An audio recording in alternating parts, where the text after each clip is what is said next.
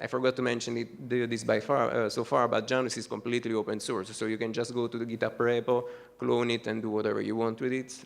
We have also some demos that you can play with on a website, so you just go there, play a bit with the available demos that show you the different things that you might do with Janus, so just a limited set of examples.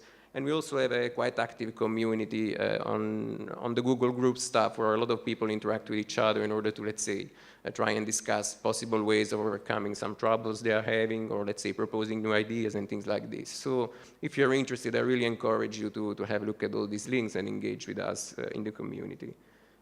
So just to explain you a bit how the architecture was conceived, we tried to conceive some kind of a modular architecture. So, and we had, of course, several examples for this. We had worked with Asterisk a long time. We had worked with the media control specification in the ITF with a long time.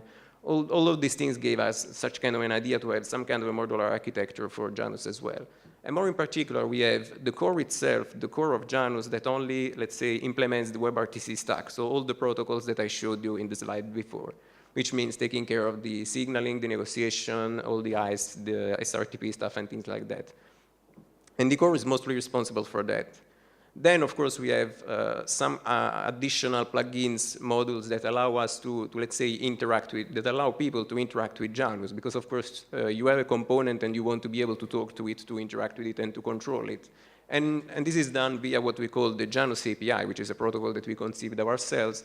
And you can use this Janus API over different protocols. Namely, you can use it over a simple HTTP using a REST API or WebSockets, and recently also on new innovative protocols like RabbitMQ, Unix sockets, and even MQTT, which is an interesting protocol because it opens more options for the IoT, the Internet of Things kind of world, where it's really very used. So this is additional kind of plugins that you can just plug so that you can add, let's say, a new transport in the future for Janus without having to rewrite anything from scratch. And more interestingly, all the application logic, so what you are going to do with the media that is coming from users and what you want to send to users is not done within the core, so it's not baked in the core, but it's done in other application plugins, which are basically what provide you with all the functionality that I'm going to describe you. So we have, for instance, as I said, users attached to plugins via the Janus core in general, so using one of the transports you see there.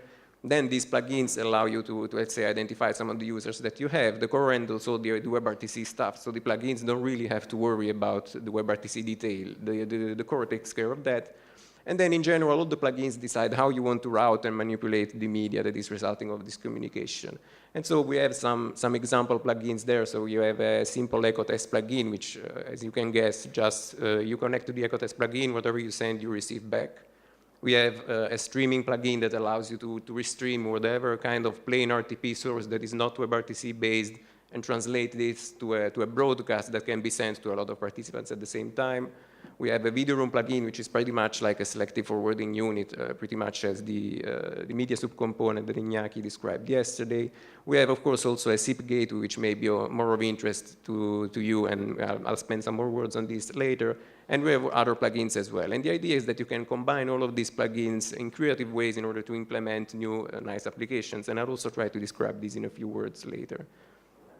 This is an example, this is a diagram that explains a bit how this all works in practice. So let's say you have a browser that is talking to Janus in order to participate in some kind of multimedia application. The way that the users interact with the core is typically using one of the transport protocols. Let's say they are using HTTP and the Janus API on top of that.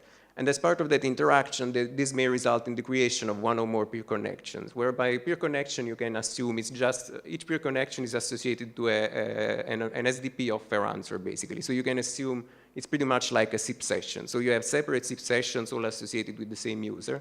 And all these sessions then can actually be attached to different plugins in the backend, which means that then you can create creative applications by just combining, let's say, the SIP plugin, the video room plugin, the streaming plugin together in order to create something that the individual plugins could not create.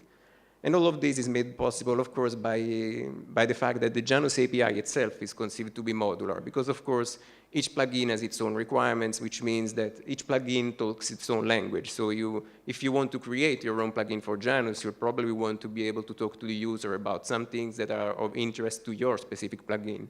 And the Janus API makes this possible because the Janus API, whenever the user wants to talk to the plugin and they interact with each other via requests, responses, notifications, or whatever, then in this case, the Janus API acts like an application-level transport. So it doesn't really care about what is carried within the payloads. It's just, let's say, an opaque payload that whatever you send through there is a message that is then passed transparently to the plugin so that you can interact and do whatever you want with the plugin, which makes this kind of approach really powerful, because in this case, you can really just write a new plugin tomorrow, attach it to an existing Janus instance, and you add a completely new feature that Janus didn't have before without really having to re-implement Janus from scratch. You just created a new plugin that allows you to do many new things in your own applications.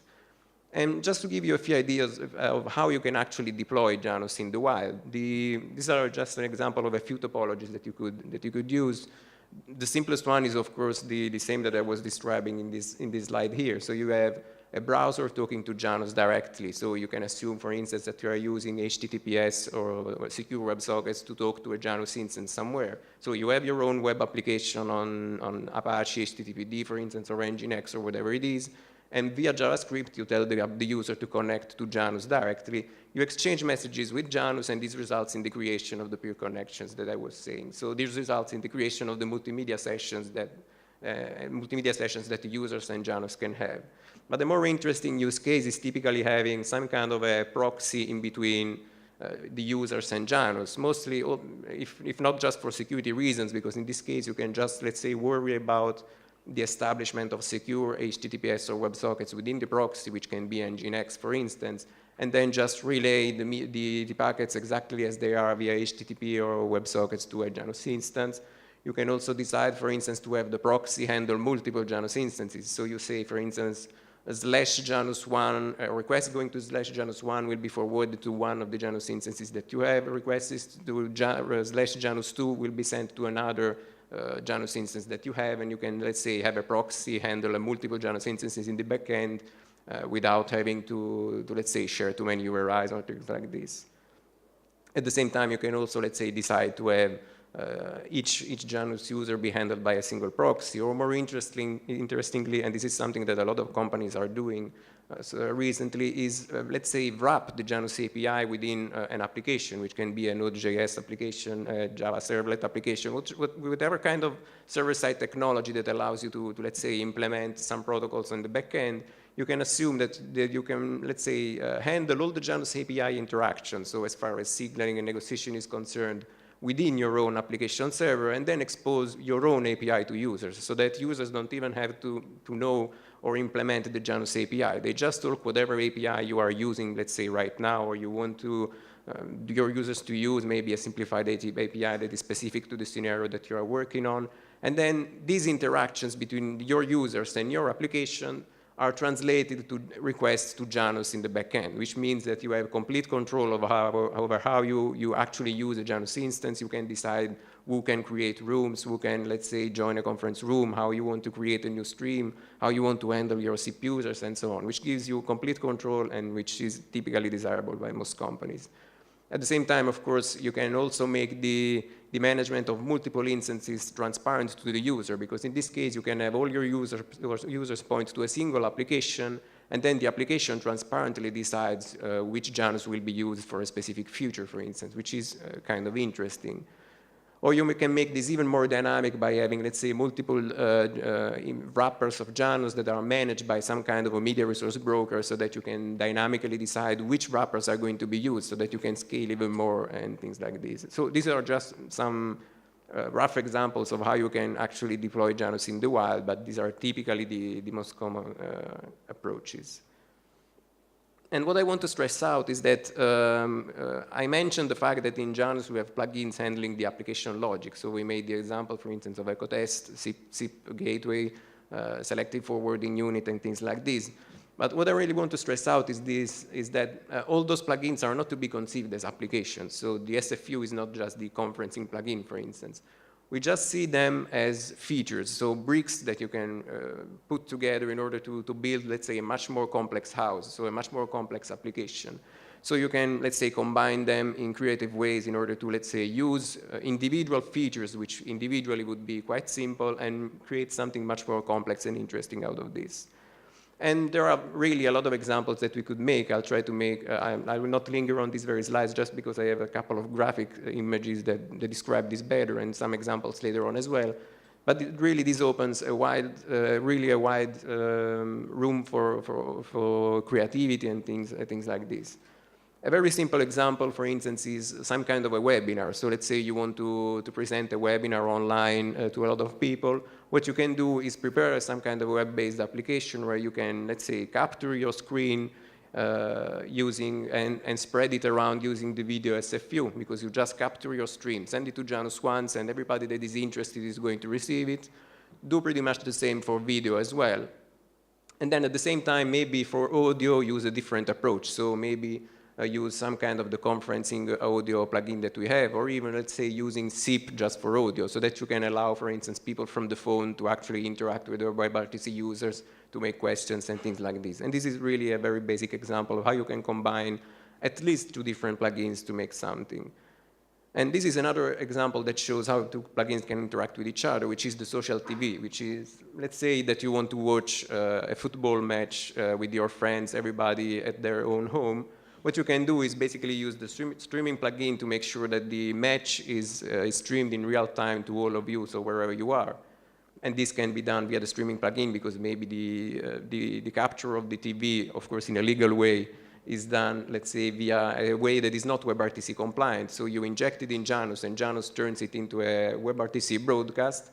And associated to that, you have a small conference room that allows you and your friends to interact with each other and watch the match together. So that if somebody scores and you are all happy together, you can just do that basically. And this is really a very simple example and something that I can also show a demo to interested people later on if you want. And another interesting aspect is that, of course, Janus is a complex component, and especially when WebRTC is involved, WebRTC peer connections are involved, there are several things that can go wrong. So one way by which you can check what is going on, so for instance, a WebRTC peer connection that is not working, somebody that fails to send or receive their media for some reason, and so on, what you can use is what we call the admin API, which is basically a separate API from the Janus API that allows you to handle some administrative tasks. So you can use it to send requests to inspect the status of a specific peer connection, for instance, or also to manipulate some properties, enable some more debugging and things like this. And at that link over there, you can see there is a small guide that I prepared in order to demonstrate to interested people how exactly the Janus API, the admin API, can be used in order to figure out why something is wrong with a specific session, for instance. So if you're interested, you can have a look at that, and it tries to explain it in a clear way.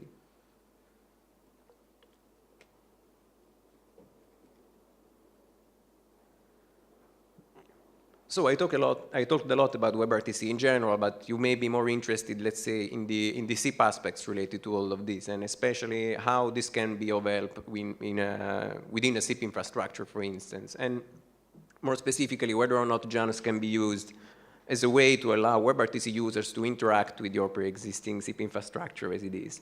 And the idea is that, of course, it should. It can do that, and we do that in our own use cases as well. And we have a Janus plugin that is specifically devoted just to that.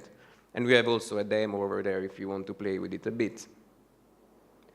And the way that it works is that it's basically a WebRTC to SIP gateway, and more specifically, of course, it allows you to handle WebRTC on one end and SIP on the other.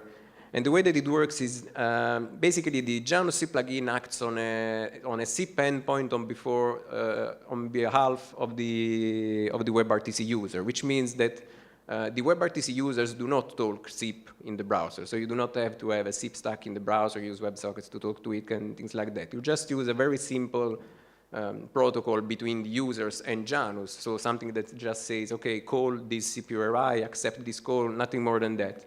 It's the SIP plugin that actually implements a SIP stack within the plugin itself, and so takes care of all the SIP complexity, managing the SIP state, and so on. And whenever something relevant happens, so if, let's say, there is an incoming call, if somebody accepted your call and things like this translates to events that are sent via JSON to the user in the application, which means it's quite easy for web developers to use, because they really don't have to understand anything about SIP itself. They just have to know, for instance, that there are concepts like CPU arrays that you can interact with in order to do something, and it's really quite easy. We have some ways to manipulate the SIP session if you're interested in some specific features. Let's say injecting some very specific SIP headers if you're interested in having some, if your own application, for instance, uses some headers that the SIP endpoint needs to provide. But in general, it's really just as easy as it is, which can not always be what you might want, of course, because sometimes you really want to have a complete control and access over the whole SIP stack and SIP management. So you may actually want to have your own SIP stack within your own application for some reason. And as I was saying, the SIP plugin doesn't really allow for that right now, because we really try to hide all the complexities of the SIP stuff to the user. We do completely all of that within the plugin for several reasons, and it has worked fine for us. But of course, as I was saying, Janus is really modular. You can just write a new plugin for that if you're interested in stuff like this.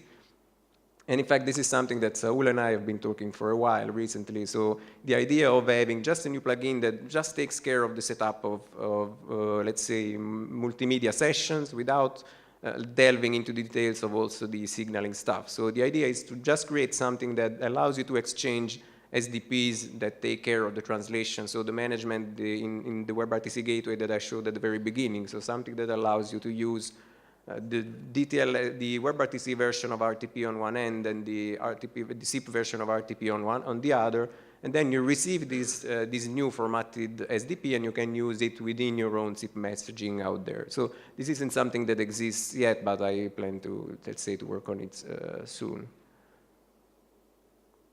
And another interesting thing, especially with respect to the SIP interaction, is that recently we've also started working together with Homer and HEP on the possibility of let's say, adding Janus-originated events to Homer. So if you're not familiar with Homer, there's the repo over there. It's basically a project that allows you to collect a lot of information and the actual packets being exchanged or related to multimedia sessions, in particular related to SIP, which is really useful whenever you want to actually debug or troubleshoot, or even, let's say, rewatch whatever was happening within a session as far as the signaling and the feedback was concerned and things like this.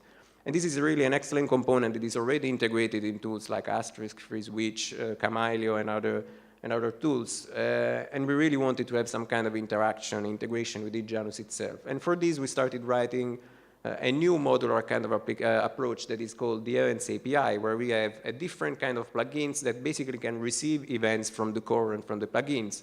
So the core may say, for instance, I just started a peer connection. These are all the details. Plugins may say the same. I just started a SIP call. I just started a new video room and things like this.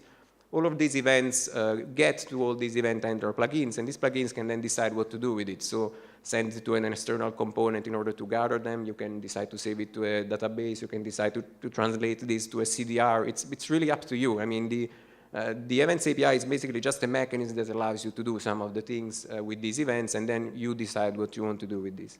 And we have a very simple event handler plugin right now that just handles all these events by shooting them to an external web-based application. And so we started having a very simple loosely-based integration between Homer and Janus, exactly using this. So there is a Homer handler that receives these events and then writes them to a Homer instance so that you can actually then watch exactly what was happening within a Janus-originated SIP session. So the idea is then to have these integrate a bit more in detail later on. This is just a very quick slide instead to talk about some new stuff that we've been working on. And basically, this is like a spawn child of the Janus itself, which is called JATAC, which is a new tool that we've been writing in order to stress WebRTC instances. So whenever you want to check whether or not your, let's say, your WebRTC application can handle 1,000, 2,000, 3,000 kind of peer connections at the same time, you need some ways to stress this. And this is exactly what JATAC aims at being, and we presented it just yesterday at Chicago. Of course, not me because I was here, but another person from Miteco. So just, we are really close to the conclusion. So I just wanted to give you an idea after this introduction about how Janus works and what it is. an idea of how people are actually using this. And by people, I mean us, of course, but also other companies and people that are actually using this in real world for real use cases. And of course, we use this a lot for our own purposes because, of course, we started writing Janus because we needed something like this ourselves. So we use it a lot for our own web conferencing and webinars platforms. We use it as a WebRTC to SIP gateway. We use it to stream live events, as I was saying, and especially IETF meetings. I'll go this in a minute.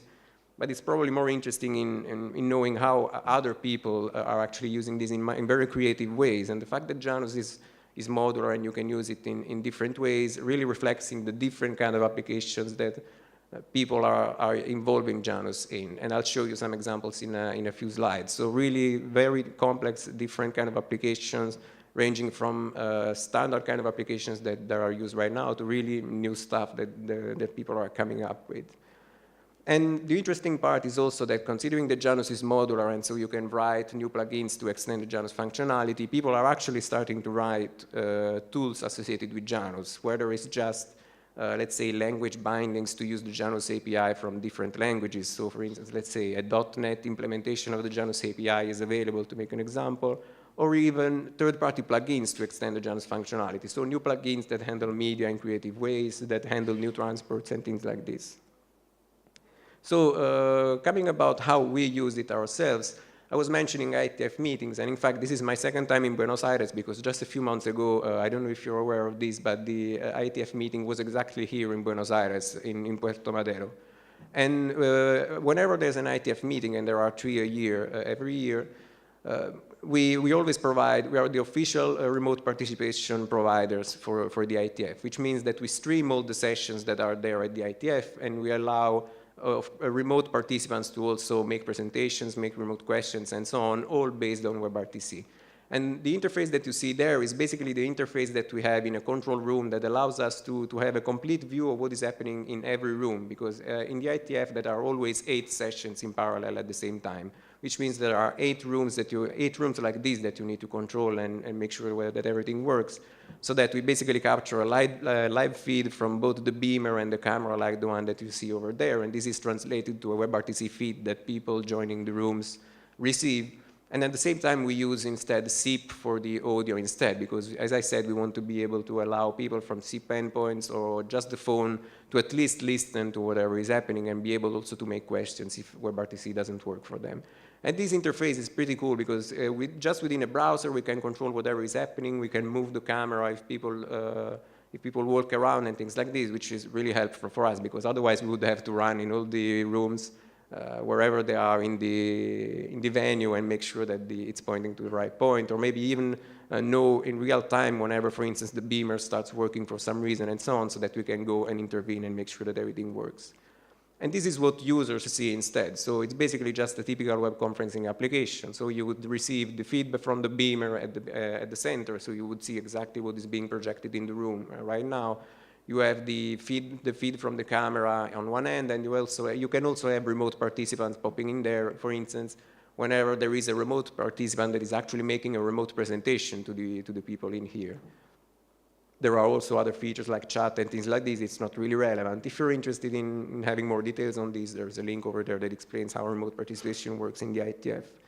And all of this is actually also recorded. And the way that Janus records packets is basically to dump the RTP packets in a structured way so that you can then just later on process these RTP packets, reorder them, and just extract the payloads as if you were a client, basically. You extract the payloads and you save them to a container like a WebM, an MP4, or whatever it is. And the interesting part is that, of course, if you know exactly when a specific media appeared in a specific event, then you have all the metadata that you need to reconstruct the session. So for instance, my video appeared immediately, another person's video appeared 10 seconds later. If I have this information, I can then construct a recording out of this to make it so like I build a single video composed of a mosaic of all this information with all the media appearing at exactly the same time, and I have an exact reproduction of whatever was happening in that specific meeting, which is what we do for the IETF specifically. So if you just go over YouTube and you look at all the sessions that the IETF captures of the last few years, you will be able to watch exactly all the sessions that were handled at the IETF meetings, which is about 150 sessions every meeting, more or less. And for all of these, you will see a recording that basically shows a single mosaic version of all of these things with mixed audio and things like this. But it's probably more interesting in seeing how other people are using this rather than just us, because of course we are a bit biased in how you use it. So the first slide that I always like to show, even if it's not really a commercial kind of usage or something, it was just more kind of fun, is how two very popular WebRTC developers that are Neil Stratford and Tim Panton actually use Janus to control and interact with a Parrot drone. So it was one of those drones with wheels and so on and a camera built in. And they implemented basically a new plugin, so a new Janus plugin that would, on one side, implement the SDK to control the drone, and so that they could use then data channels from the browser to say go left, go right, stop, jump, or things like this.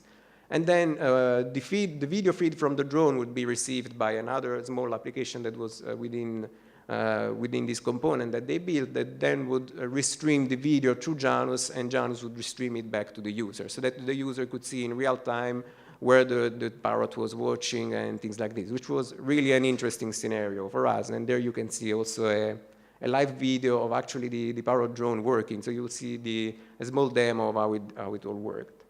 And a similar kind of application was also done by the Matrix guys. Matrix is an interesting framework for federated messaging. And they also integrated Janus for some of their demos, and in this case to control a flying drone instead. So they would control a flying drone, receive the video, so that, for instance, then they could record it somewhere and show it at a few venues. And also for this, there are a couple of videos that show this, because thanks to this demo, they also won an award last year. I think it was in Miami, not sure about this. Coming to some, let's say, more regular kind of usages of Janus, this is a really interesting application made by OpenSUSE developers. They basically wanted to create a Hangouts clone based on Janus. And they did exactly that. So you can see there's an interaction, a video interaction between a lot of users who also chat with each other. And all of this is implemented via Janus. So all the chat, all the video, all the audio stuff is all implemented by them exactly this way, which is really kind of a cool usage. I don't know if it works just as well as Hangouts. You will have to try this for yourself. But it's at least a nice alternative that you can also install in your own infrastructure and use, for instance. Then there is this slide that I always like to show with the, with the guys over there. And we'll also see something about this later, so I'll talk about this in a few minutes. So also Silk Server uses Janus in the backend for a few nice things. They'll talk about this later. One thing that we were surprised to hear is that Slack, I think that you all know what Slack is. Slack is actually using Janus for all the audio and I think video also interactions in their backend. So if you are, let's say, a pro user of Slack and you want to communicate with the other people in a room, and you actually do an audio call or a video call or things like this, all of this is actually implemented in the backend using Janus itself. And there are a few blog posts there that actually show, first of all, how this was discovered, because of course it was not a public thing. And then also some of the announcements that they've made, how they are using Janus in cool way, which really made us proud, because I mean Slack is really a huge company, and knowing that they chose us for the task was really rewarding. This is instead another application that is made by Lenovo, which is called AirClass. This is basically an e-learning platform that allows you to join a room, allows a teacher to present a lesson to many students at the same time, and it uses several different plugins of Janus. In particular, it uses the video room and the C plugins in order to have, let's say, again, the possibility, for instance, for mobile or PSTN users to still listen to the lesson or participate in the lesson if they cannot do so via WebRTC, for instance. There are a couple of use cases that are interesting related to applications like Squiggle and Speak.io, which were made basically by the same people, and they were focused on team co-working. So you can pretty much see them as something like a Slack version that existed actually before Slack and was a really cool component. And they also implemented WebRTC support via Janus in both of their tools, which was really cool, especially because they were some of the early adopters of Janus. We tried to help them as much as possible, and then they provided some really great feedback to us, something that we are really grateful to them for. And finally, last but not the least, there's also these Vtings. Vting is basically a Swiss company that works on enterprise video conferencing communication, and they also use Janus in creative ways. And recently, I also made an interview with their CEO, Fabian Bernard, just to talk with him a bit how they were using Janus and how it was actually helping them a lot and so on. So I encourage you to go over their blog, and if you're interested in reading me talk more about Janus, about all of these kind of things. And this was, of course, not an exhaustive list. This was just a brief list to show you a bit how several people are using Janus in several different ways. There are more companies using it in the wild and so on, so I wouldn't want this presentation to last forever.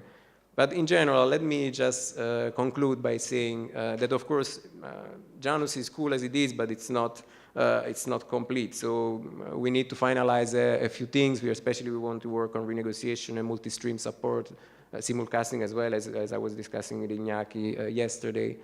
And there are some things that we want to improve. We have some PRs that we want to merge soon enough. And more in particular, I was also discussing the modular events API before, so the possibility of having events generated by the core to be then handled by separate components to allow you to do some interesting things with this. This is also something that we want to push as soon as possible, not only for interaction with Homer, but also for interactions with other cool companies handling statistics and functionality like this. One example being, for instance, callstats.io, which you may know is a very popular company working a lot on live statistics in codes, especially in WebRTC environment. We really want to keep on testing Janus. We've been doing some tests to make sure that everything works as expected, and it seems to be working fine in most cases, but we want to improve things, and testing will help us there. But in general, the best people that can help us improve this is really you. So please feel free to start using this. Write your own, if you write your own basically application using Janus and things like this. If you feel confident, you can also write your own wrappers, plugins, and things like this. I mean, the more people use it, the best we can actually improve, because it means that we have more feedback to work on. And I guess this is all. So I don't know if you have any questions for me, and thanks for your attention, first of all.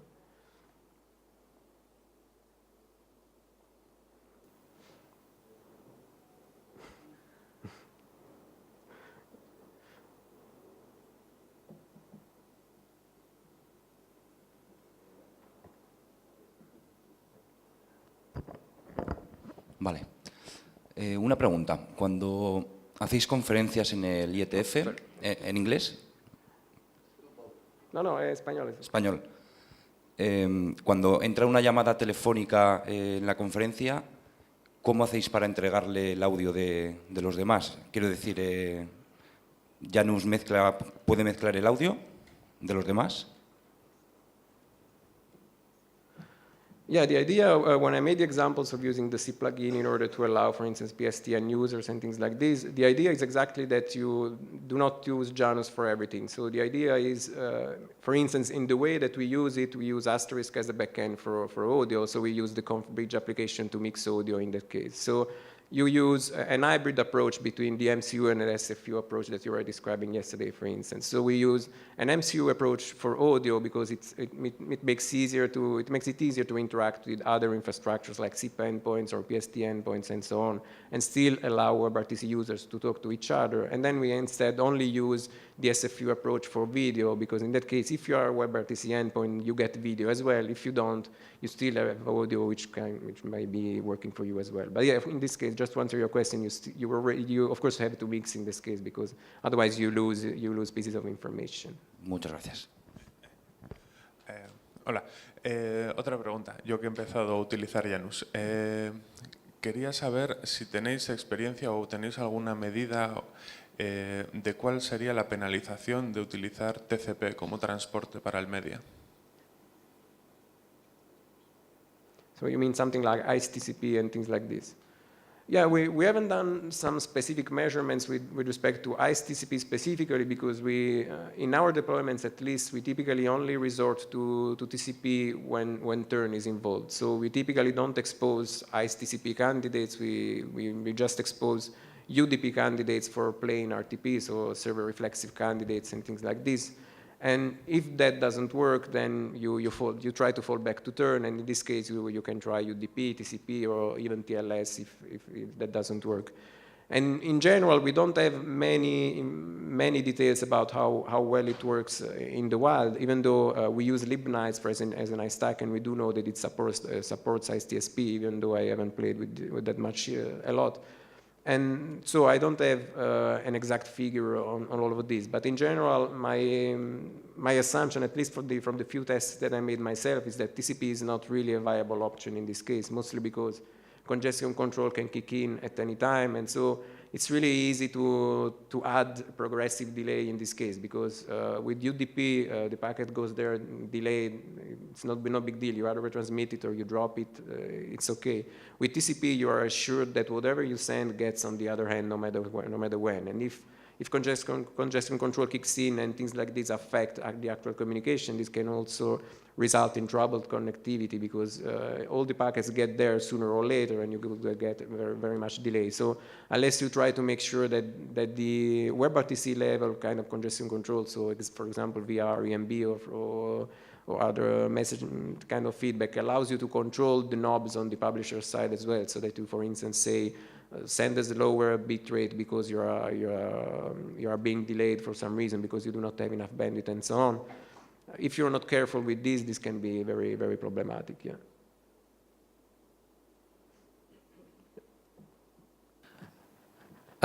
Ayer estuve utilizando la API zip y había un problema con el tema de transcoding. ¿Qué es lo que puedes decirnos acerca de eso? Yeah, no, something that I forgot to tell during the presentation is that in principle, Janus tries not to do any transcoding at all within Janus itself. And we chose to do that on purpose because, as I was saying at the beginning, we really wanted it to be something that allowed you to put two different technologies in communication with each other as far as the specifics of the signaling protocol mostly were concerned and the media layers especially. But we try to stay away from transcoding for a couple of different reasons. First of all, because it's usually CPU intensive, and so it can limit the number of sessions that you can have at the same time. And then on the other end, there are several very good tools that are very good exactly at that. So we try usually to establish some kind of a separation of responsibility whenever we try to deploy Janus in some specific infrastructure. So I was mentioning, for instance, how we use Asterisk for the audio conferencing part and things like this.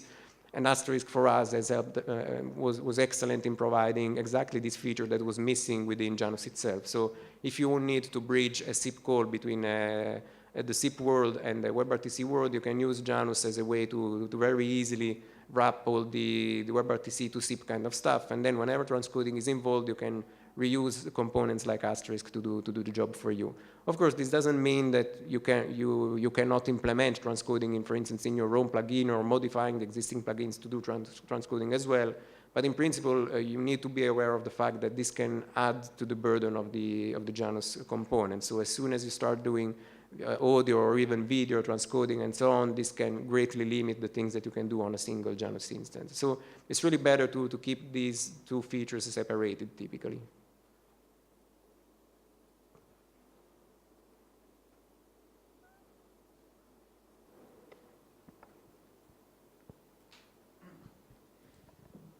¿En qué lenguaje se escriben los plugins? Yeah, Janus is completely written in C, and so all the plugins typically need to implement it in that language as well. Even though I think that if you implement a thin layer between the C stack and an actual plugin written in a different language, you can actually write it also in a different language. I'm talking, for instance, with stuff like JNI or JNA for Java, for instance, that would allow you to create a very simple stub in C and then implement all your plugin in Java and things like this. I guess this is probably possible, but we've never done this, and maybe people are doing this out in the wild, I don't know. But it's basically you need to know C to implement a new plugin. Gracias.